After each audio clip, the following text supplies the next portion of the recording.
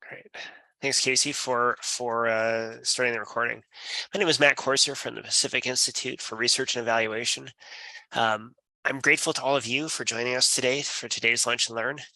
I'm especially grateful to be here today with Ashtabula, Fairfield, Sandusky, and Seneca counties to talk with you about their processes of creating local behavioral health career ladders and how that really has worked to support workforce development in their communities. A couple of things. This Lunch and Learn will take no more than an hour. We are recording it. We will post this recording on our website. So if you have colleagues that were not able to join us today, this resource will be available along with the slide deck. I'm going to go ahead and share my screen here.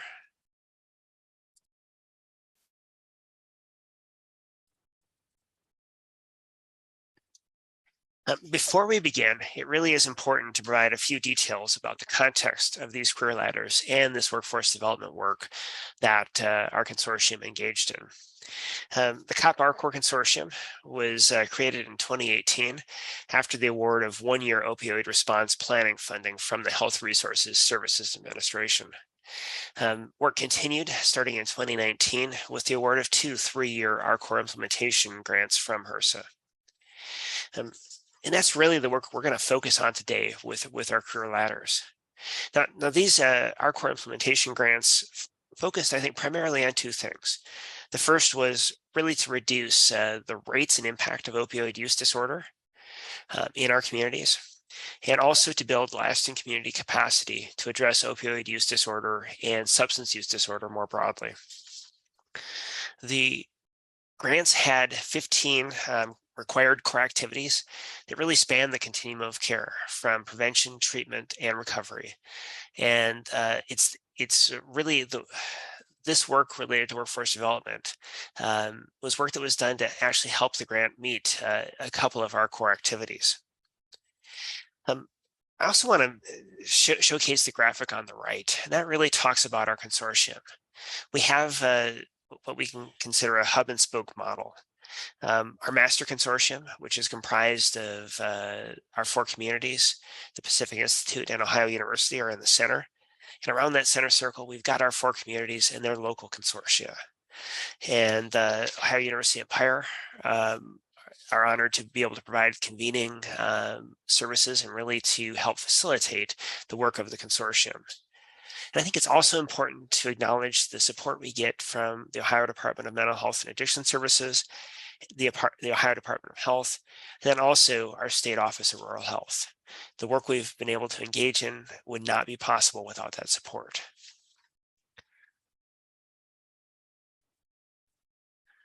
As we think about this Lunch and Learn, there's really sort of 3 things that we're going to do today. First, we're going to learn about the process that the COP-RCORP consortium and our 4 communities engaged in to understand local workforce development needs and to create those local career ladders, which we're going to showcase here in a minute. We're going to talk about how career ladders are important and the role that they play in recruitment, retention, and upskilling.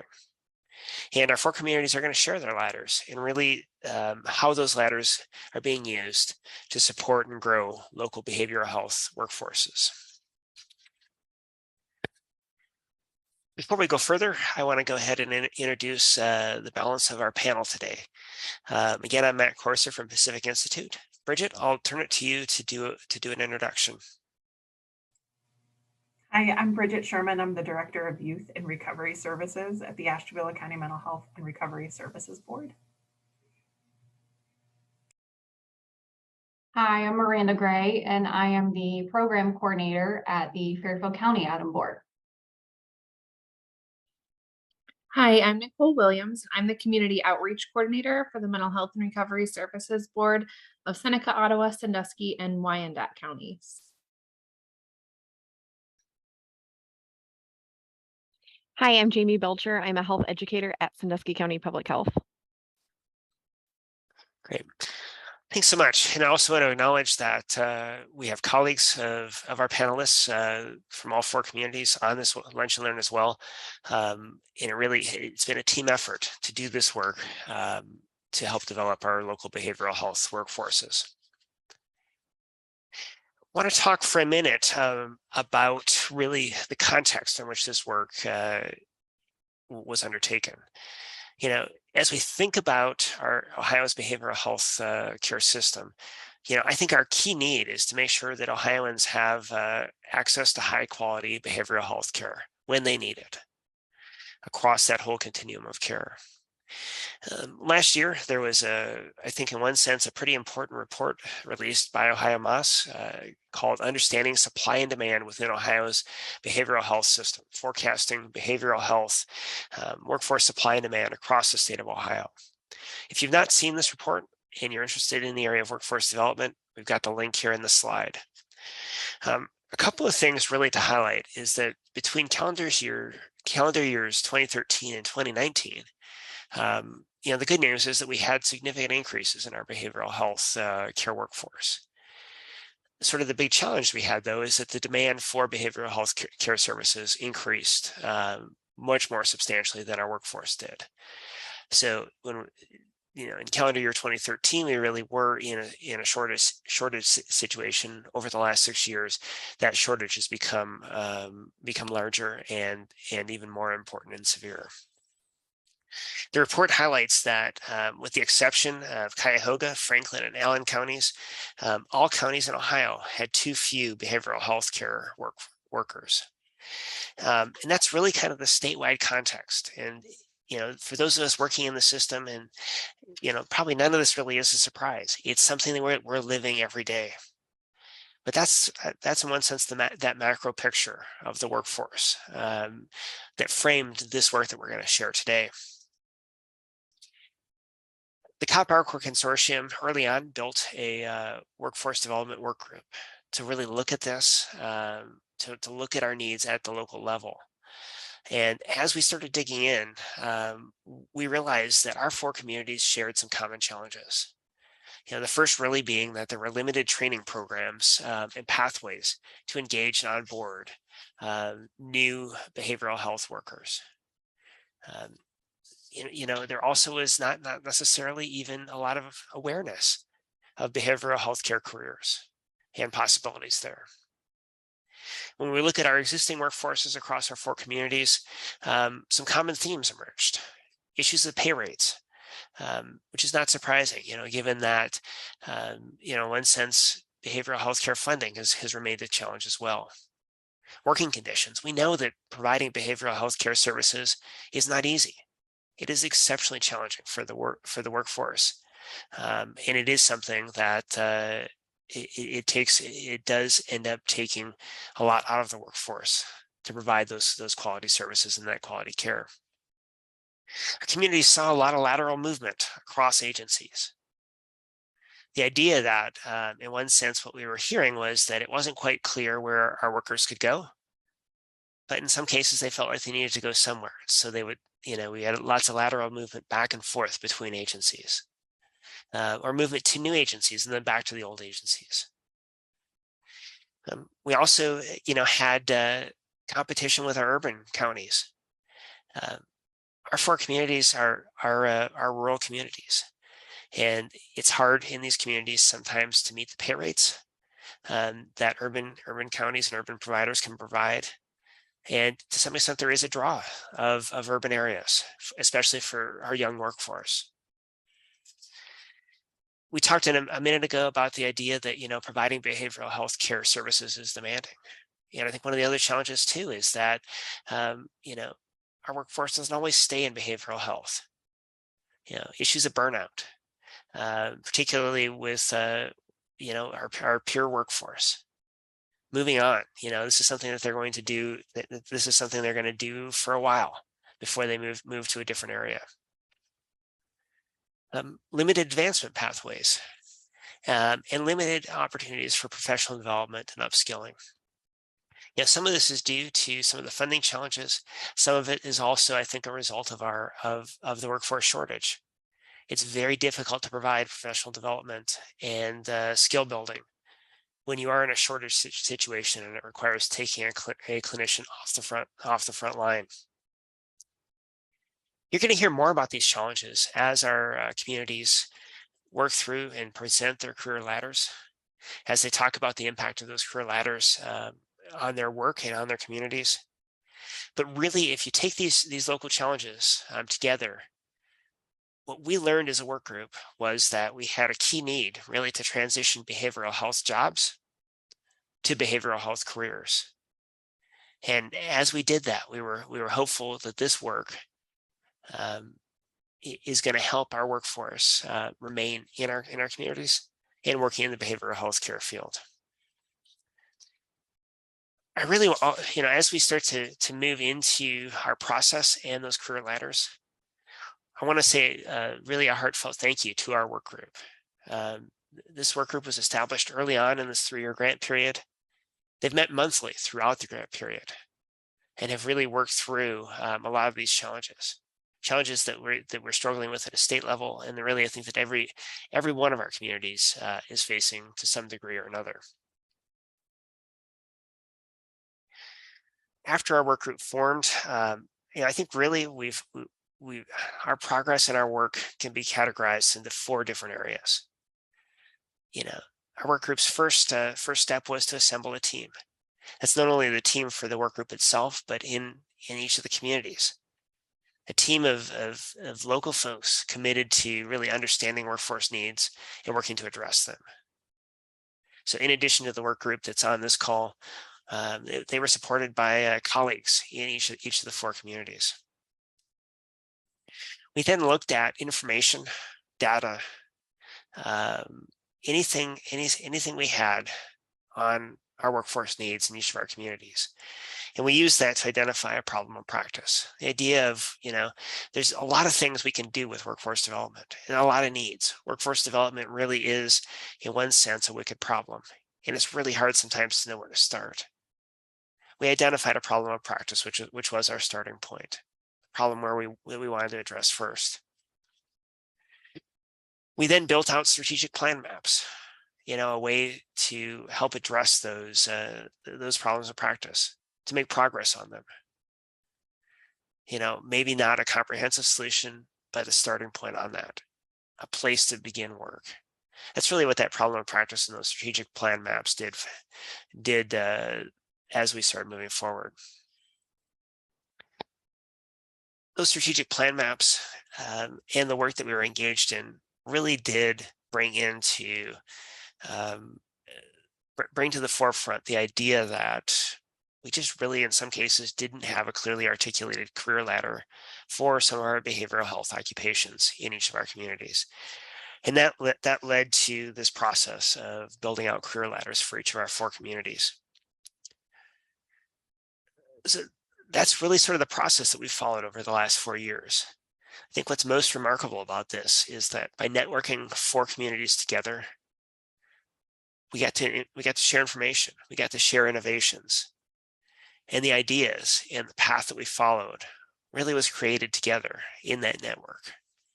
That's something, certainly that can be replicated in your communities as well. It can be replicated across the state of Ohio. So that's a little bit about our process. It's a little bit about the background of our work group and the background and the context that we found ourselves in. We're going to shift now, actually, and really share out our local career ladders. And we're going to start actually with Ashtabula County. So I'm going to turn it over to Bridget to walk us through their career ladder. Thanks, Matt. In preparing for this Lunch and Learn, I really realized that our career ladder highlights a lot of the work that our workforce development group has been doing in kind of a great way.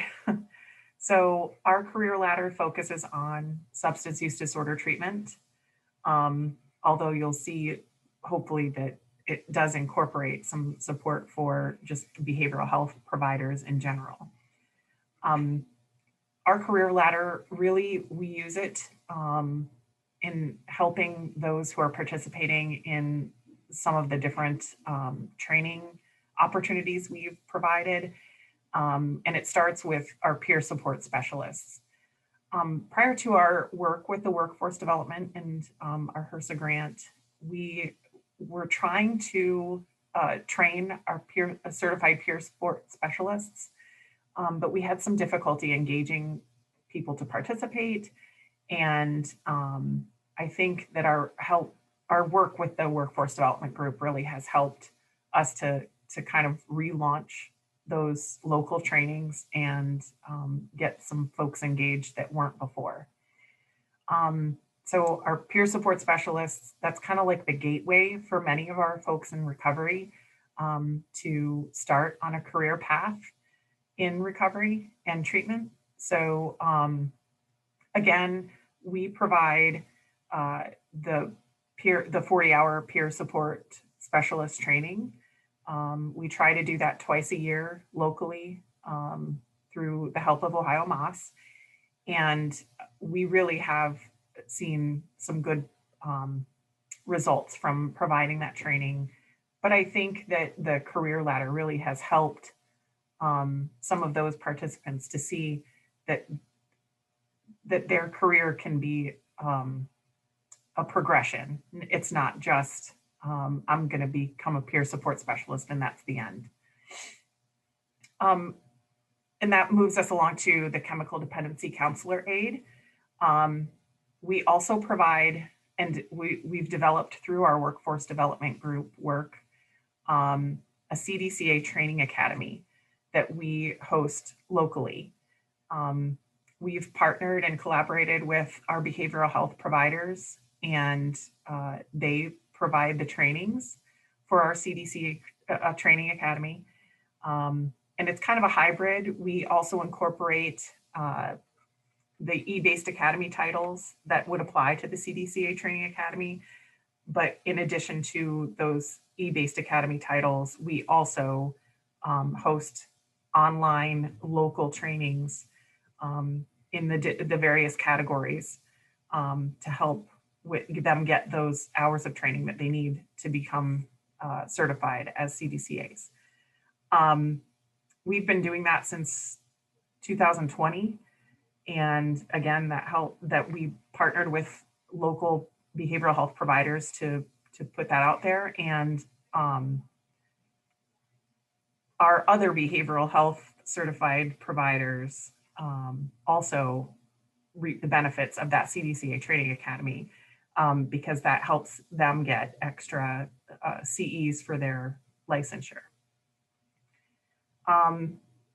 Then we move on up the career ladder to chemical dependency case manager. We have a regional campus of Kent State University here in Ashtabula, and they provide or they offer an associate's degree that would help someone meet the qualifications for a case manager. But through our work with the workforce development group, we partnered with Kent State, and we actually worked to develop a curriculum for a bachelor's of social work that is now being offered at Kent State Ashtabula, as well as the Tuscarawas and the Salem campus in those regional campuses. We were pretty proud of that work, and as of March of this year, the Kent State University trustees approved that program. So not only can we offer the associate's degree for a case manager, but we can also now offer locally a bachelor's degree so they can move on up the career ladder and become a substance use disorder counselor as well. And then those last two steps, of course, we don't have the benefit of, a lot of higher education other than Kent State University, the Ashtabula campus. But we wanted to present those other steps on the career ladder as well. So we have substance use disorder treatment supervisor and the local qualifications that our behavioral health providers would be looking for in a supervisor, as well as the clinical director. which of course would be a master's degree or higher in a behavioral health field, and licensure through the state. On our career ladder, we also included some helpful links, such as a link to the Ohio Moss peer support page, as well as a link to the Ohio Counselor Social Work and Marriage and Family Therapist Board, where they can get more information on licensure and certification, and the Ohio Chemical Dependency Professionals Board, which again is where they can find more information about their licensure and certification for some of the steps. And I think that's pretty much it for our career ladder. I just really want to highlight that our work through the Workforce Development Group has really, we know that we're not going to change all the workforce challenges overnight, but this has been a great step in kind of trying to address some of our local challenges. And in addition, we use our career ladder when we post those peer support specialist trainings, as well as the CDCA Training Academy. We provide the career ladder and make sure it's posted on our website, but make sure that those participants also get the career ladder, just to again highlight that there is a path that they can follow in this career. It's not just one stop in getting your peer support certification or your CDCA. And that's about it. Great. Thanks, Bridget. I think next we will have Miranda from Fairfield County talk through Fairfield County's career ladder. Thank you. So again, my name is Miranda Gray, and I'm the program coordinator at the Fairfield County ADAM Board.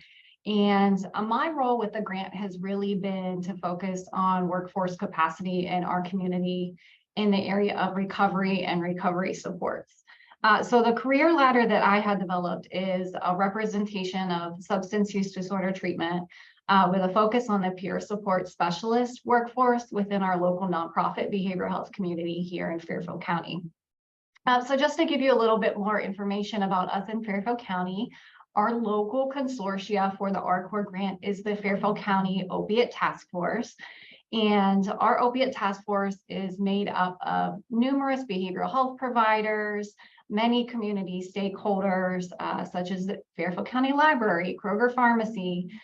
We have 2-on-1 information and referral. We have members of our QRT team, Project Fort, our health department, all sorts of different social service providers. We have a really great opiate task force. So in order to develop my career ladder, I had kind of created a smaller committee outside of our opiate task force and got some people who were interested in workforce development.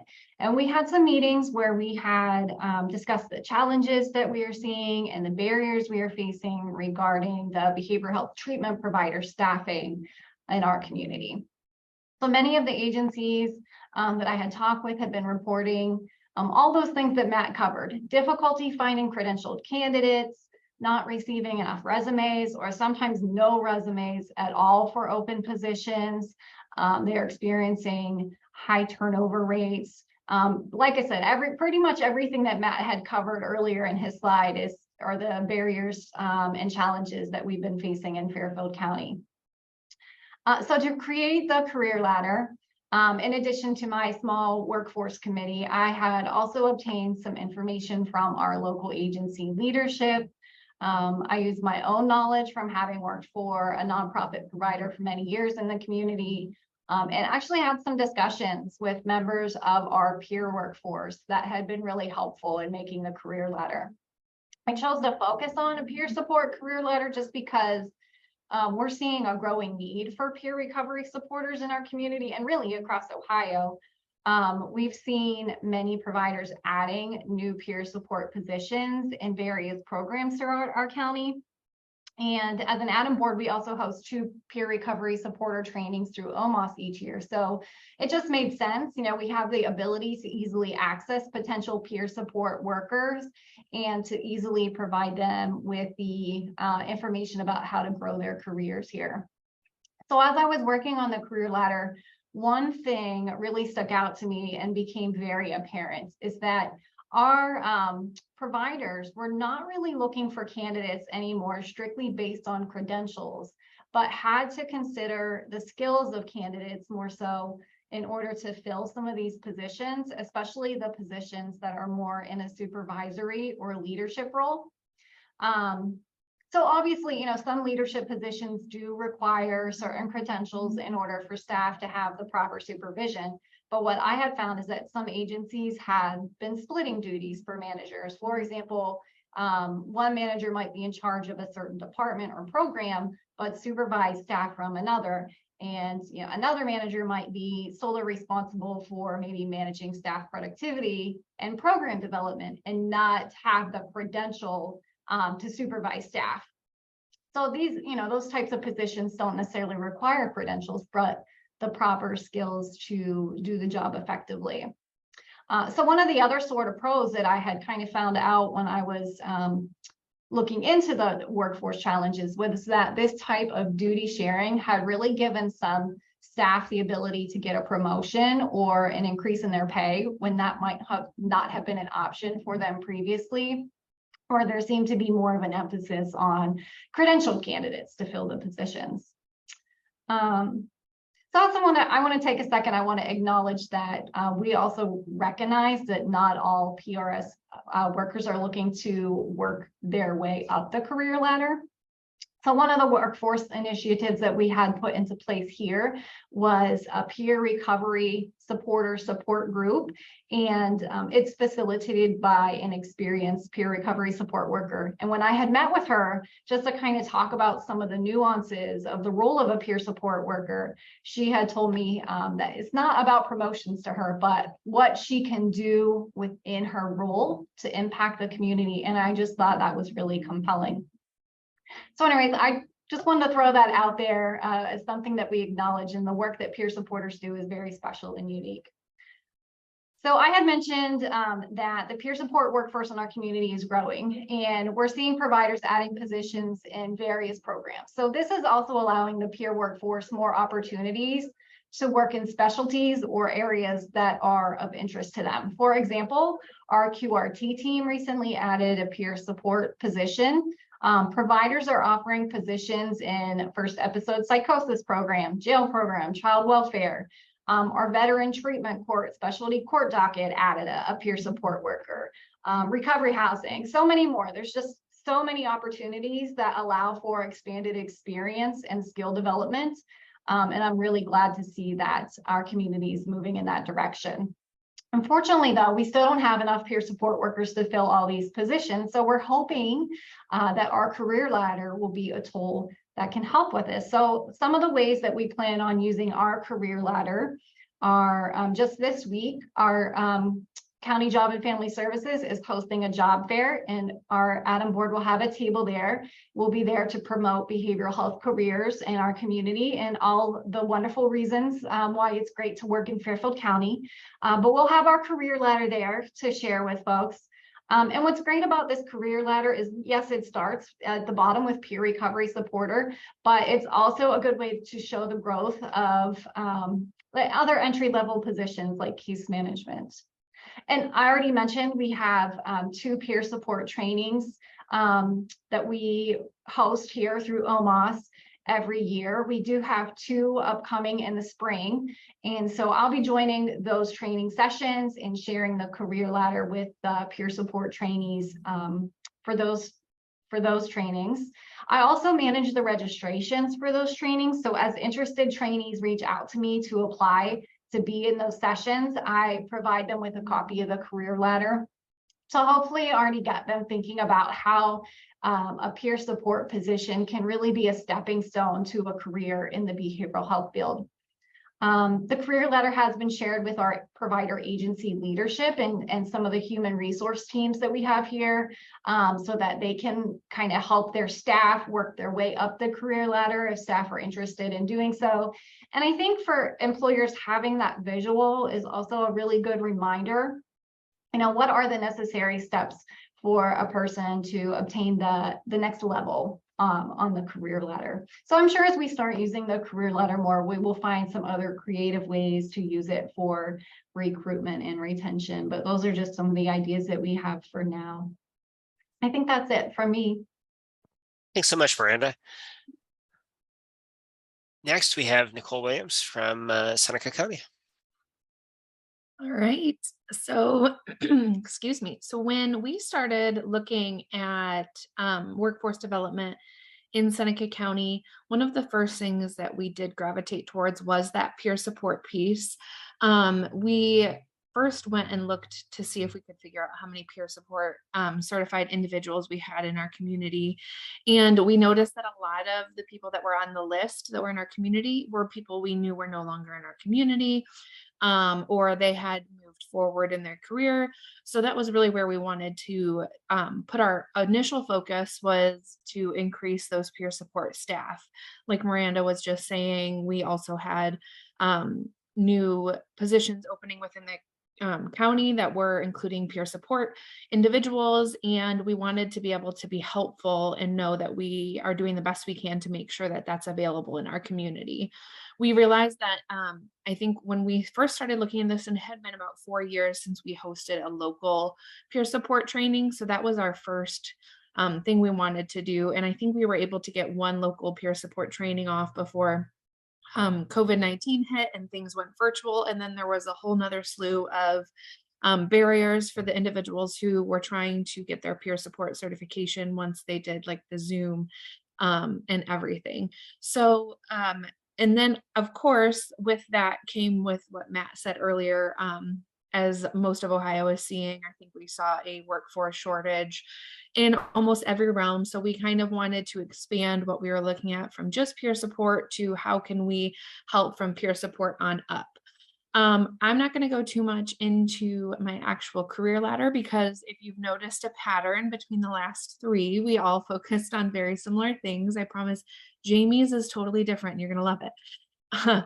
But we really wanted to focus on the fact that we have some really good supports in our community in Seneca County. We have 2 universities, one that offers some bachelor's level behavioral health degrees, and then one that offers both bachelor's and master's level behavioral health type degrees. So we started thinking about, okay, one, we want to increase those peer supporters. So we wanted this to start with peer support and show them where they can go with this career ladder. And we want to hopefully utilize that at different peer events, because we do know that from talking to some of the peers in the past, it can be confusing. Like some people didn't even know that if they became a certified peer supporter, there was an actual paying job they could do. Some of them just thought they were going to get the certification and that, they were going to be able to help people with their volunteer hours. So that this was a good step to kind of have a conversation about that and then show them where they can go. And then also for those universities that we do have in our community, we attend their kind of career fairs, health fairs, things like that. So we really envisioned this being able to be a tool that we can use in that type of scenario. I did want to also highlight that an initiative that as the board we worked on with one of our local universities, Heidelberg, and with one of our local treatment agencies was a scholarship program where people could get their tuition paid for if they entered into a contract with that local agency. And I believe there's a certain stipulation amount of time they'd have to stay there, but they would get their schooling paid for. So that was something really cool that didn't necessarily come directly from this, but is really helpful in our workforce development challenges, because as Matt said earlier, one of the hard things is to get people to stay in rural Ohio. There's not a lot of super fun things. I think that Seneca County is trying to work on bettering themselves to be more attractive to people to stay. But I definitely think less student debt is pretty attractive. So we're really excited to utilize this throughout our community. The career ladder is something that I do think, there are things you can probably find online that look very similar to this, but what we really like is the fact that we were able to incorporate some of those local resources. Like Bridget said earlier, we also included some of those helpful links. And this is where I'll plug how great it has been to be working together as a workforce development work group, because when I didn't know what else to add, I went to my peers and asked them what they put on theirs. So that was really helpful. And I'm sure we'll talk about that a little bit later too, how important it is to have colleagues that you're able to kind of work back and forth with. But I think really just highlighting that we did have some local resources that can help people work their way up this ladder. And like Bridget said, it doesn't necessarily, or I'm sorry, I think Miranda said it. It doesn't necessarily mean that you have to work all the way up the ladder, but it's a helpful visual aid to see that there is the possibility to work there if need be. And I am going to save the rest of the time and pass it over to Jamie. Thanks, Nicole. Right. So you will see that my career ladder looks vastly different than the three that you just saw. There's a reason for that. When I went to work on this career ladder, as we had talked about it in our group, I realized that prevention is not linear, whereas some of your treatment jobs kind of have like the stepping stone. Prevention is more of a community approach.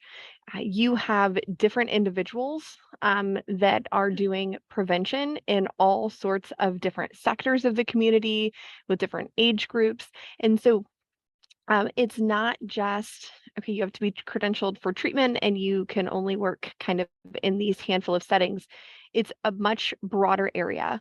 So one of the things that we wanted people to know, first of all, is what prevention is, right? I'm a prevention consultant. I'm an OCPC, and so I have done prevention for a very long time. And there are people that when you say, I'm in prevention, they go, what? I don't know what that is. Or they don't understand fully what that looks like. And so we really want people to understand what prevention is, but also there's also a certification process that it is a science, that it's not just for anyone to kind of do everything. We want them to make sure they're doing educated, evidence-based prevention. So we put some bullet points on here of reasons that being certified has benefits. We also wanted to highlight the different sectors and the different individuals who do prevention in the community, because they may not realize they're doing prevention. So social work, government, human resources, it's not just school-based prevention, right? There's drug-free workplaces, there's services across the lifespan, there's school resource officers and youth development workers when you're looking at things like PACS tools and asset development. So nursing, when you're in there and they're talking preventative things. So it really is all encompassing. So we wanted to put on our career ladder just the types of credentialing offered and the requirements to get that certification. And then we also know that with prevention, as with any credential, there is a scope of practice that limits what you can do or expands what you can do. And so we wanted to make sure that people understood, depending on what they wanted to do in the field of prevention, that they would make sure they were working towards the correct level of certification. So the current Ohio Chemical Dependency Professionals Board requirements for the prevention credential are listed on the in the kind of the bottom. So again, it looks different, but that's because we wanted to make sure everyone knew that there were different levels of credentialing and then who you had to be supervised by. And that doesn't mean it's who writes your paycheck. It's kind of who's overseeing your job duties and the services that you're offering. This is a huge asset to be able to use to grow the field. We have used this in our coalition meetings so that our coalition partners understand the importance of getting certified. And it's a great tool to try to get those individuals to become certified so that they see the importance of the certification and why they should become certified and how it would impact their job for the better. So that is all I have. I will turn it back over to Matt so that we have time for our Q&A. I want to say thank you to each of our panelists for sharing the career ladders and really sharing the process and sharing the impact of those ladders. We have resources available so that you can actually extend this work into your communities. What you'll want to do is just visit the workforce development pages on our website, and we've got that posted in the chat box as well. We're going to get to questions and answer and discussion here in a couple of minutes. Did want to go ahead and just acknowledge that this presentation, the career ladders, the work that we've done as a work group was made possible through grant funding from HRSA, and that what we've shared today certainly doesn't reflect the official views of HRSA or the U.S. Department of Health and Human Services. I also want to make sure that I thank our panelists and also thank my co-facilitator, Nicole Yandel from Ohio University. We've got, I'm going to unshare here so that we can see each other a little more easily. But we have about 15 minutes for questions and discussion. And then at the end of our time, or at the end of the questions and discussions, I will then reshare and put up the link for the survey so that we can get CEs out to each of you who are attending today. So if you have questions, you can feel free either to unmute or to put them in the chat box, whatever you're most comfortable with. But we would love to hear your reactions, your thoughts, your questions as you've experienced this Lunch and Learn.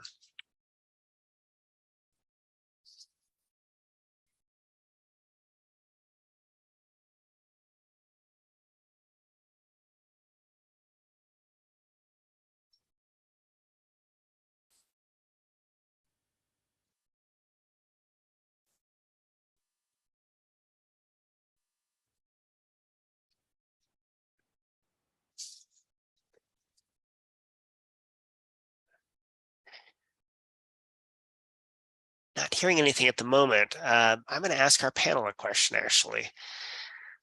And that really is that as you have, as you've worked through your career ladder and begun to put it into action in your communities, what would you say was the most surprising or challenging part of this work?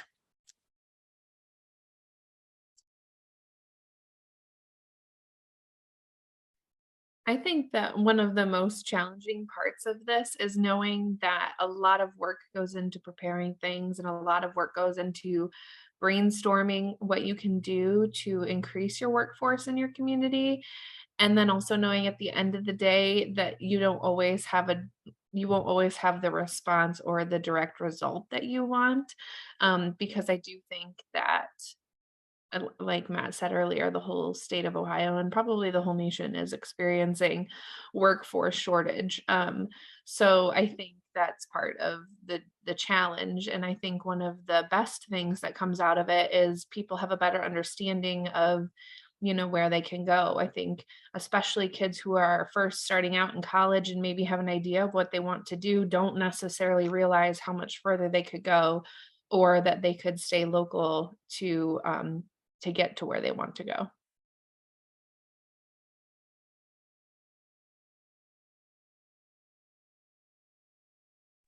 We now do have a couple of chat box questions, and Nicole, I think you started to touch on one of them.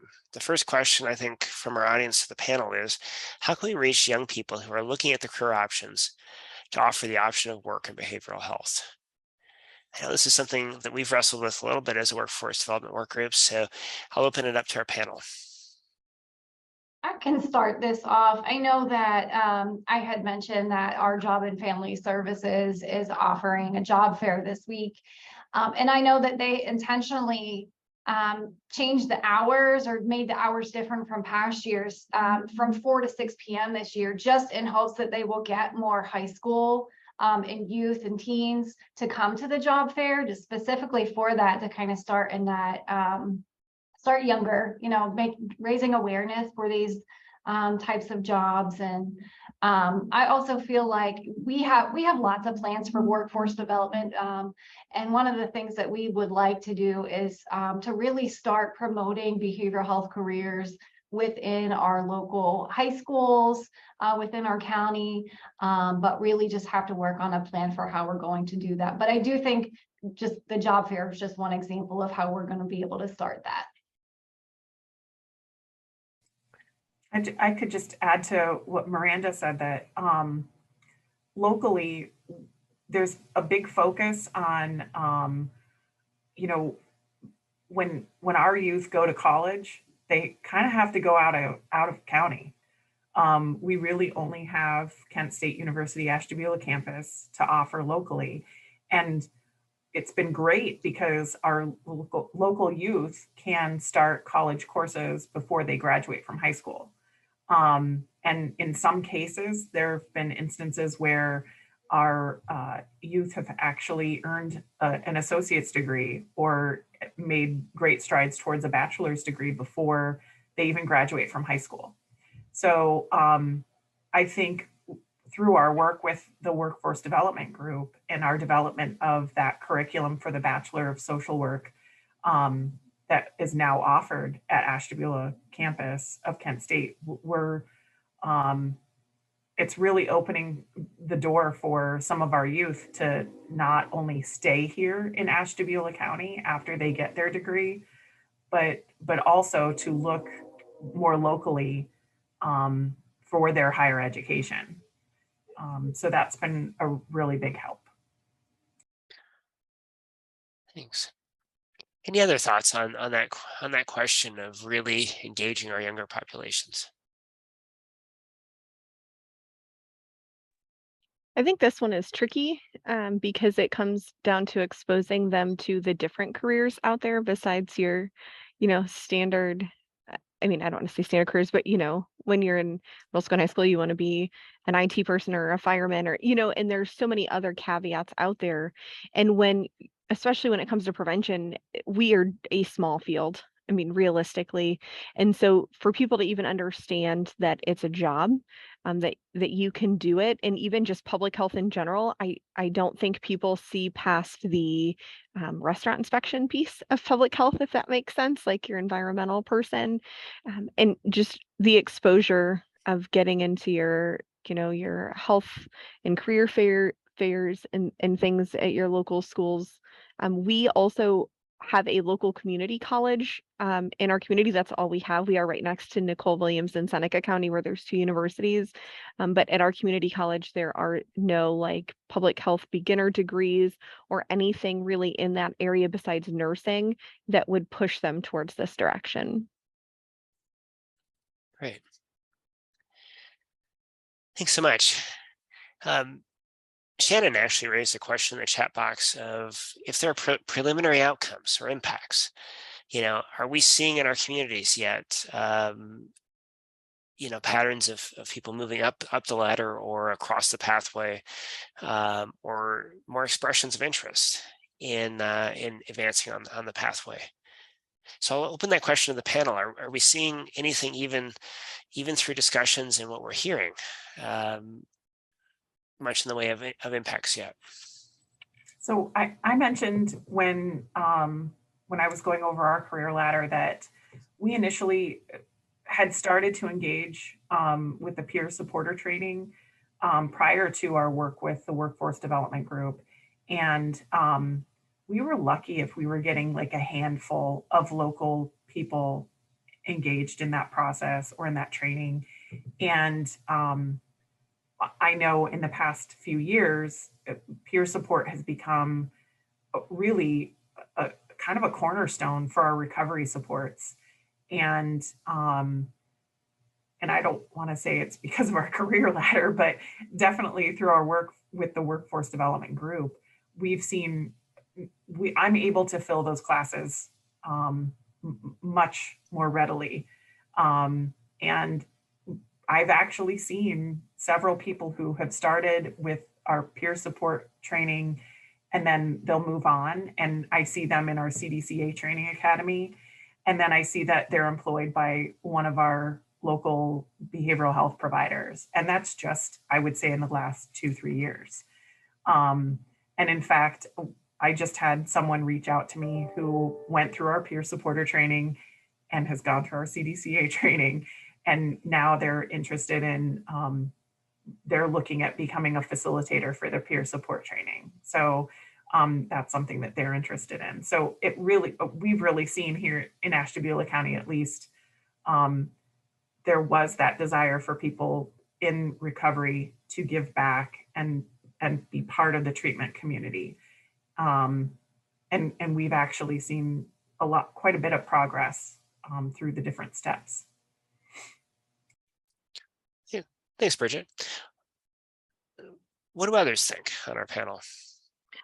I was just going to jump in and say I would agree with Bridget that this career ladder piece of our workforce development was kind of our last piece that we worked on, but we have been working on other things since we've created our strategic plan map and a workforce development plan that kind of were in place before this. So I know for us, we've just started getting the physical career ladder out there, but I will agree that I feel like we had more interest in the peer support program after we kind of targeted that as something we wanted to increase.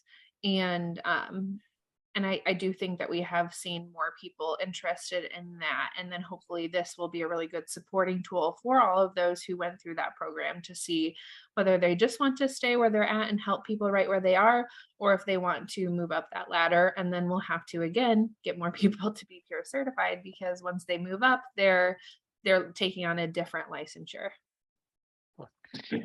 Yes, Nicole. I would say for prevention, we have shared this. One of the other things that we're working on here in Sandusky County outside of the workforce development group is that we're mentoring some other prevention coalitions within our community. And so we've shared this with those prevention coalitions. And so they've been able to take that career ladder back to their freshly formed coalitions that they just started really over the last 2 years to be able to talk about the importance of prevention and certification within their brand new coalitions and their communities. Cool. Great. We have a question from Kevin, and I think this is for Ashtabula, about what the process looks like for creating a curriculum and establishing internships. And I think really speaking to that Kent State Ashtabula partnership. Yeah, it was a long process. And we were lucky enough to have a champion in our Dean of Students at Kent State University Ashtabula campus, who worked side by side with one of the social workers in one of our local providers, who also has teaching experience. And they worked together to create the curriculum. I'm sure it was based on other college curriculum for the Bachelor of Arts in social work, but it was a long process. They worked together to come up with a curriculum. They had to go through Kent State University's Board of Trustees at the main campus to get it approved. As I mentioned, it's offered in Ashtabula and Salem and Tuscarawas campuses as well. It's a hybrid curriculum, so they offer certain aspects of it online as well as in person.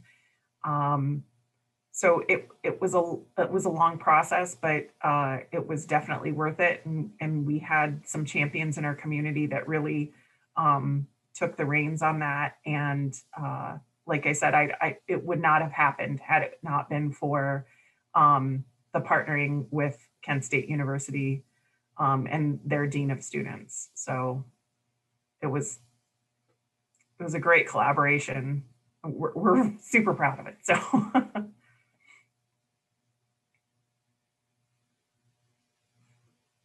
We have only a couple minutes left, but we have one question that I'll ask our panel to respond to very quickly. The idea of how do we involve young people who may not be on a career path, on a college path, and how do we engage them? I feel like Bridget's been talking a lot, but they do have that training academy, which I think would get people those CEs that they need that wouldn't necessarily need the college course hours. And I don't know that we're in a place where we could start that in our community yet, but I love the ability that we can talk to Bridget about how they do that and who they've seen run through that course. So I don't know if Bridget wants to talk more or quickly, but Sure, I can. Being a more rural community, we have an ATEC, our vocational school, that's extremely active, and we just have community partners that are champions of, making sure that our youth are aware of the vocational training that they can get locally. But I think Nicole's spot on that just getting word out there that there are certifications and training that you can get that does not require anything more than a high school diploma. In some instances, it doesn't require a high school diploma. It requires lived experience. And it's still a way that they can contribute and start on a path toward a social services career or behavioral health career. It's a stepping stone. It's a starting place. But I think we just it's really been making those connections and building those relationships with the leaders in our community that can be champions for that process. I can add something here too, real quick, because I haven't done a whole lot of talking on the panel. But one of the things that we have been working on here in Fairfield County is that we have a really great innovative workforce center, and they offer certificate programs for some of those more traditional type certificate programs like electronics or safety, dental hygiene, things like that. So one of the things that we want to do is to work with them, and we've started this process to have a certificate program for behavioral health careers. And like Bridget said, just kind of as a starting point to get young people interested and get their foot started in a career in behavioral health. Great. I want to thank, we've hit the top of the hour, so I want to thank our panel for sharing and also for the questions. This work really is, it's a starting point in many respects because there's certainly other career ladders that can be developed. So we will share out the materials. We'll share out our presenters' contact information as well as our consortium's information. Right now, what I want to do is share a slide that has the survey that needs to be completed for CEs, and we'll also have that here in the chat box. So again, I want to say thank you so much for being part of this today, and we will get this survey link here in the chat box here in a second, and that will set you up for CEs for this Lunch and Learn. And if you have a smartphone, you can just aim your camera at the QR code on the screen, and that will also take you to the survey. So with that, I want to say thank you so much. And if you have questions we didn't get to, please reach out and we'll do our best to get those answered. Thanks so much, everyone.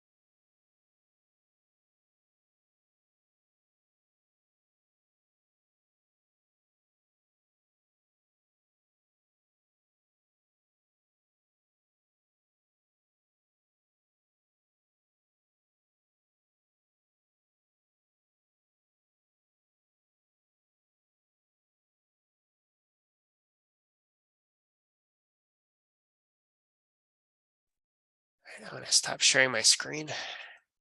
Once you have the CE code, you can go ahead and